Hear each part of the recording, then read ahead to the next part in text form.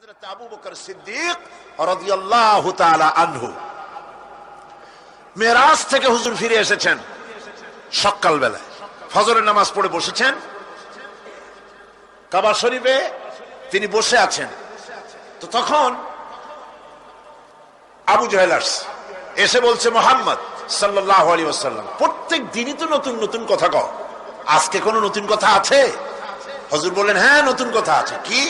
বলে, এই তো শেষ রাত্রে জিবরাইল আসছিল, আমারে নিয়ে গেল বাইতুল মুকাদ্দাসে, জেরুজালেমে গিয়ে নামাজ পড়লাম, ওইখান থেকে মহাকাশ পাড়ি দিলাম, 7 আকাশ পাড়ি দিলাম, সিদরাতুল মুনতাহা গেলাম, আরশে আজিম ভ্রমণ করলাম, আল্লাহর সাথে কথা কইলাম, জান্নাত জাহান্নাম দেখলাম, তারপরে আবার এই আয়েশা নামাজ পড়িয়া তোমাদের সাথে কথা বলতেছে। আবু জাহেল কয় যে, খাইছে, যাও, মাথাটা একটু ভালো ছিল, এখন তাও সর্বনাশ হয়ে গেছে। কয়, মুহাম্মদ সাল্লাল্লাহু আলাইহি ওয়াসাল্লাম, তুমি যা বললা এই কথাটা আমি কি হুবহু মানুষের কাছে বলবো? হুজুর বলছেন, অবশ্যই বলো গিয়ে। আবু জাহেল চিন্তা করলো, দিস ইজ দ্য মোমেন্ট, এটাই হলো আসল সুযোগ পেয়ে গেছে মানুষকে বিভ্রান্ত করার জন্য। সবার আগে ছুটে চললো হযরত আবু বকর রাদিয়াল্লাহু তাআলা আনহুর বাড়িতে, যে বলছেন, আবু বকর শুনেছো? বলে, কি? মুহাম্মদ সাল্লাল্লাহু আলাইহি ওয়াসাল্লাম এই রকমের কথা বললো, বেচারার মাথাটা যাও ভালো ছিল, শেষ। হুজুর বলছেন, আবু জাহেল, আমার রাসূল কি এরকম বলেছেন?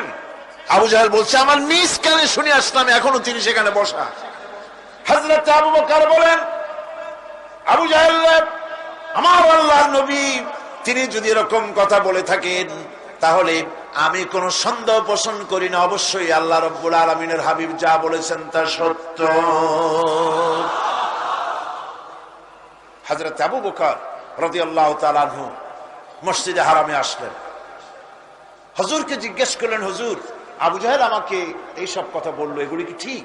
হুজুর বললেন, হ্যাঁ। তিনি ঘটনা বয়ান করলেন। হযরত আবু বকর বললেন, হে রাসূল, আপনি যা বলেছেন সত্য বলেছেন, আপনার মেরাজ ঠিক হয়েছে, সঠিক হয়েছে, সন্দেহ নাই। হুজুর বলেন, আবু বকর, তুমি তো শুধু আবু বকর নাও, তুমি সিদ্দিক। সত্যকে যারা অকুণ্ঠ চিত্তে দ্বিধাহীন ভাবে যারা সত্যের সামনে মাথা নত করেছে, গ্রহণ করে নিয়েছে, দ্বিমত পোষণ করে নাই, কোন রকমের দুষ্ট বুদ্ধির আশ্রয় গ্রহণ করেনি, উল্টাপাল্টা করেনি, এই সমস্ত মানুষেরই হলো সিদ্দিক। আর এদের দলকেই সিদ্দিকিন বলা হয়। তাহলে নবিয়্যিন, সিদ্দিকিন, এনারা হচ্ছেন নেয়ামত প্রাপ্ত। হেরা পাহাড় থেকে নেমে এলেন সরওয়ারে দো আলম সাল্লাল্লাহু আলাইহি ওয়াসাল্লাম, হাতে নিয়ে আসলেন একটা পরশ পাথর, কিমিয়া। এমন পরশ পাথর নিয়ে এলেন যার ছোঁয়া লেগে, যার স্পর্শ লেগে লোহাগুলি সোনা হয়ে গেল। সুবহানাল্লাহ পড়েন, সুবহানাল্লাহ পড়েন। পরশ পাথরের খাসিয়ত হচ্ছে, পরশ পাথর যদি লোহায় লাগে, লোহা কি হয়ে যায়? স্বর্ণ হয়ে যায়।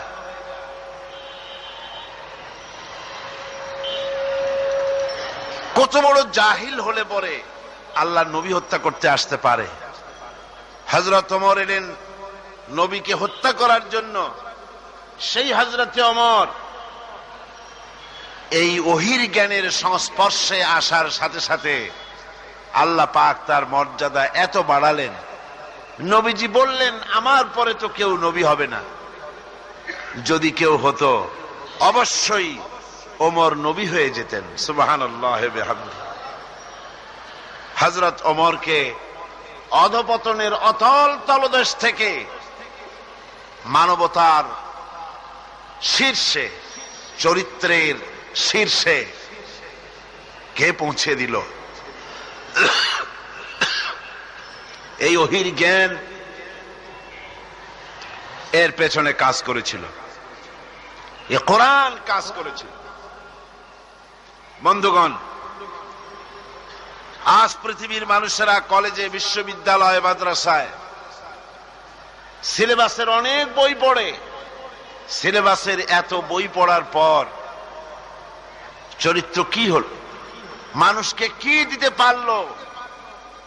আপনারা আমাকে বলেন, বর্তমান শিক্ষা ব্যবস্থা, কলেজগুলি, বিশ্ববিদ্যালয়গুলি, পৃথিবীর যে কোনো বিশ্ববিদ্যালয়গুলি পৃথিবীর মানুষকে কি দিল? অধিকাংশ ক্ষেত্রে জনগণকে উপহার দিয়েছে সন্ত্রাস, দিয়েছে হাইজ্যাক, দিয়েছে লুটেরা, দিয়েছে ডাকাত, দিয়েছে জেনাকার, দিয়েছে মদখোর।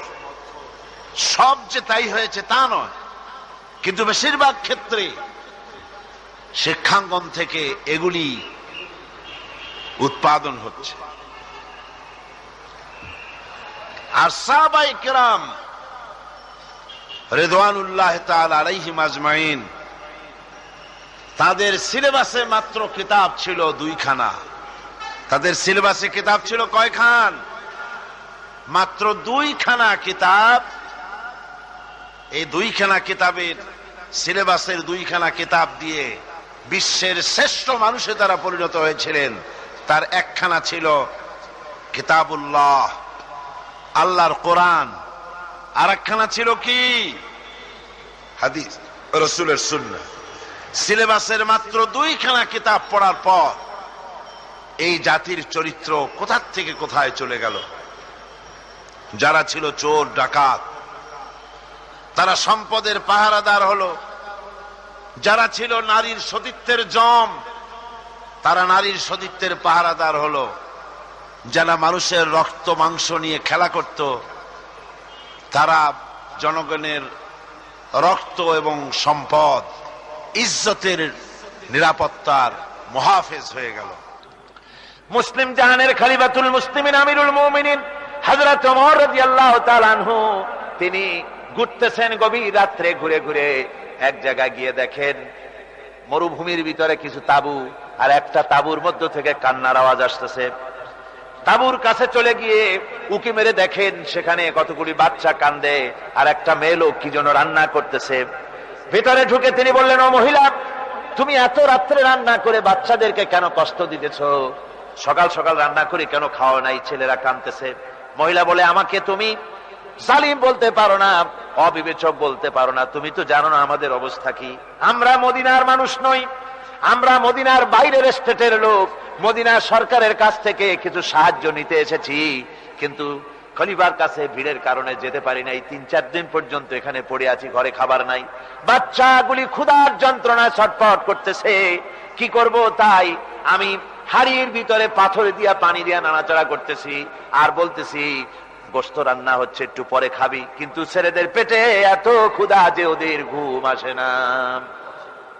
হযরত ওমর বলেন, আমার মনে হতে লাগলো যেন পায়ের তলা থেকে মাটি খসে যেতেছে। হযরত ওমর দৌড় দিলেন, বললেন, মা অপেক্ষা করো, দেখি কিছু করতে পারি নাকি। দৌড়ায় বাড়ি গেলেন। হযরত আসলামকে ডেকে বলেন, তাড়াতাড়ি করে বাইতুল মালের দরজা খোলো। বাইতুল মালের দরজা খোলা হলো, আর তার ভিতর থেকে তিনি বস্তা বের করে বললেন, এর মধ্যে আটা তরি তরকারি ঢুকাও। ঢুকানো হলো। আটা বস্তার মুখ বেঁধে দিয়া হযরত ওমর বলেন, আসলাম, এবার এই আটার বস্তাটা আমি ওমরের মাথায় উঠাইয়া দাও। হযরত আসলাম বলেন, আমিরুল মুমিনিন, বোঝা বহন করার জন্য আমি তো খাদেম আছি, আপনি কেন বহন করবেন?